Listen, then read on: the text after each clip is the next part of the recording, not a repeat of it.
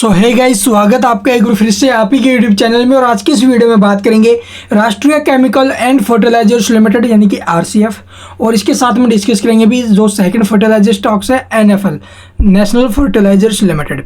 आप लोग देखोगे भी दोनों के दोनों जो शेयर है आरसीएफ और जो एनएफएल है, ये बजट से पहले की पिक हमारी रही है। जब ये शेयर देखो भी एनएफएल और आरसीएफ, इन शेयरों में जब काफ़ी अच्छी गिरावट बन चुकी थी, उस टाइम पर मैंने आपको बोला था। अभी के टाइम आप लोग देखो इन शेयरों में काफ़ी अच्छा नीचे से मूव आया भाई, ठीक है। फिर भी आप लोग देखोगे आगे भी इनके अंदर पोटेंशियल है कि और ऊपर जाए। तो आरसीएफ की अगर बात करें 250 रुपये तक के मूव आने की संभावना है, शेयर में 250 से 275 रुपये के आसपास जाने की संभावना है। और वहीं अगर मैं बात करूँ एनएफएल, तो ये 200 रुपये तक के मूव हमें ऊपर में दिखा सकता है।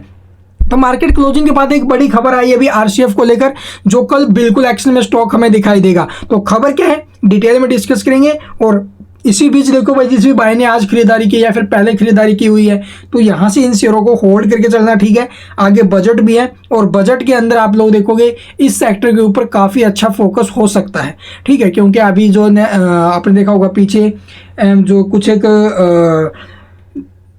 खरीफ फसलें थी जहां पर गवर्नमेंट ने एमएसपी को इंक्रीज किया है, जो कि बिल्कुल पॉजिटिव रहा है अभी इस सेक्टर के लिए। तो आगे अब आप लोग देखोगे भी जो इस उर्वरक से रिलेटेड जो स्टॉक्स हैं, उन कंपनियों को भी जो भी राहत मिल सकती है। जीएसटी के अंदर कुछ संभावना थी भी 5% तक कम होने की, लेकिन क्यों कम नहीं हुई? क्योंकि कच्चे माल के ऊपर जीएसटी पूरी देनी पड़ रही है, इसलिए आगे चलकर जो उर्वरक वगैरह बनते हैं तो उसके ऊपर जो ना भी जीएसटी कम होना मुश्किल है, इसलिए नहीं कम हो पाई। तो चलिए अब देख लेते हैं सबसे पहले खबर क्या है, फिर इन शेयरों के लेवल्स वगैरह देखेंगे आगे के। जैसा कि यहाँ पर आप लोग देखोगे एक बड़ी खबर निकल कर आई है, राष्ट्रीय केमिकल ने जो आरसीएफ ने अमोनिया संयंत्र के लिए, ठीक है, अमोनिया संयंत्र के लिए आप लोग देखोगे जो उसके पुनरुद्धार रिवम्प के लिए आप लोग देखोगे टॉप्सो को एक जो ना भी 514 करोड़ 60 लाख रुपए का जो ना भी एक सौदा किया है इसने, यानी कि उसको एक ऑर्डर दिया है, ठीक है। और किसके लिए दिया है? ये जो इसका अमोनिया प्लांट है ना भाई, उसके रिवम्प के लिए, यानी कि पुनरुद्धार या फिर आप लोग देखोगे पुनर्गठन के लिए। तो वहाँ पर ये क्यों दिया गया है, क्या यहाँ पर होगा, इसका क्या उद्देश्य है? तो यहाँ पर कंपनी ने क्या बताया, यहाँ पर देखोगे 514 करोड़ रुपए के इस अनुबंध में बेसिक इंजीनियरिंग डिजाइन जो पैकेज है, यानी कि डीईडीपी के खरीद और विशिष्ट ऊर्जा खपत को जो ना भी कम करने के उद्देश्य, यानी कि जो एनर्जी कंजप्शन है उसको करने के लिए जो ना भी आप लोग देखोगे ये किया गया। इसके लिए जो मालिकाना उपकरण और जो उत्प्रेरक की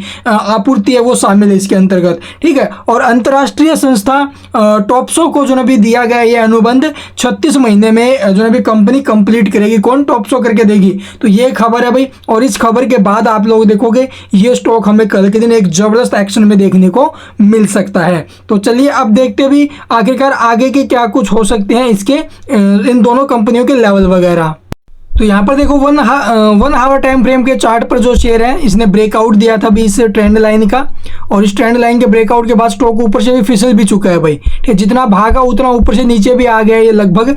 और यहाँ से अभी के टाइम जो शेयर है वो हमें एक सपोर्ट लेते हुए नजर आ रहा है अभी 212 के आसपास। और ऊपर में आप लोग देखो 224 को ब्रेक करके अगर सस्टेन करता है तो उसके बाद जो शेयर ऊपर में आपको शॉर्ट टर्म में 238 रुपये का जो अभी पहला टारगेट ऊपर में दिखा सकते हैं। अगर यहाँ से चल रहे हो आप लोग लॉन्ग टर्म के लिए, तो उसके लिए आप लोग देखो बजट तक जो शेयर है ये आपको 250 प्लस के जो लेवल है वो दिखा सकते हैं। और एक बार 250 प्लस निकला है तो 270 280 इस रेंज तक भी जो शेयर है वो पहुंच सकता है।